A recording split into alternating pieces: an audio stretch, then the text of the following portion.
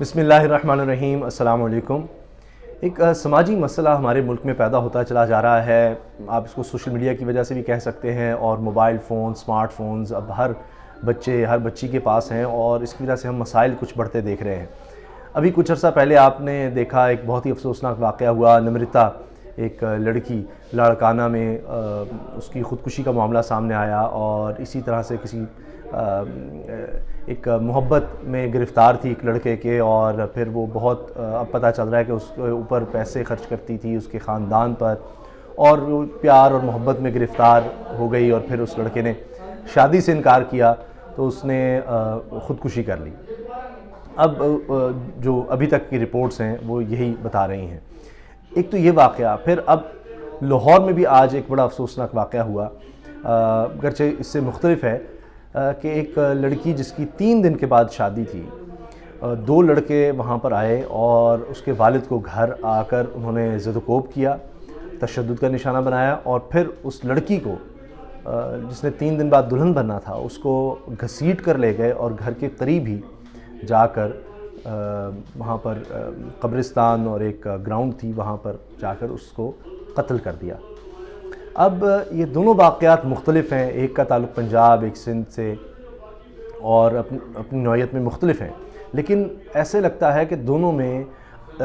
کہیں یہی چیز سامنے آ جاتی ہے کہ محبت ہو جاتی ہے، اور پھر وہ کوئی ایک ان میں سے لڑکا یا لڑکی میں سے کسی وجہ سے شادی نہیں کر پاتا یا انکار کر دیتا ہے، تو دل برداشتہ ہو کر دوسرا فریق جو ہے وہ کوئی ایک انتہائی قدم اٹھا لیتا ہے۔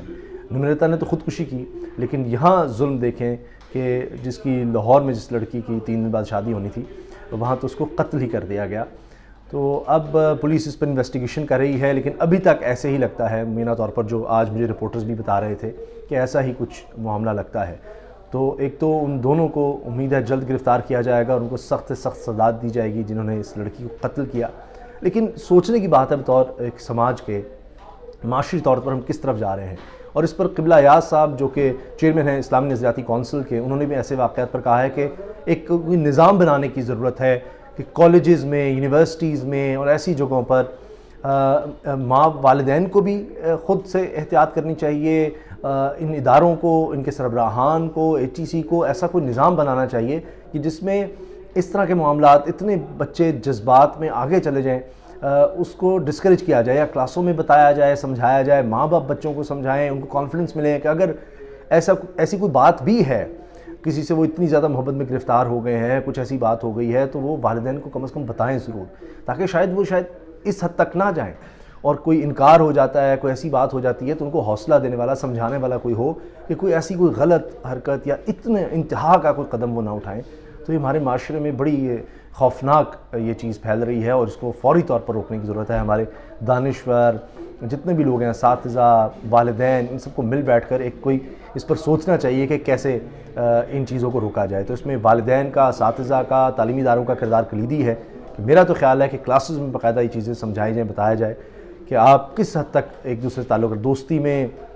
اتنا آگے نہ بڑھ جائیں کہ آپ کے جذبات یہاں تک پہنچ جائیں، اور پھر کچھ اس میں ایسا کوئی مسئلہ آتا ہے تو آپ کچھ ایسی حرکت کر بیٹھیں۔ تو اللہ تعالیٰ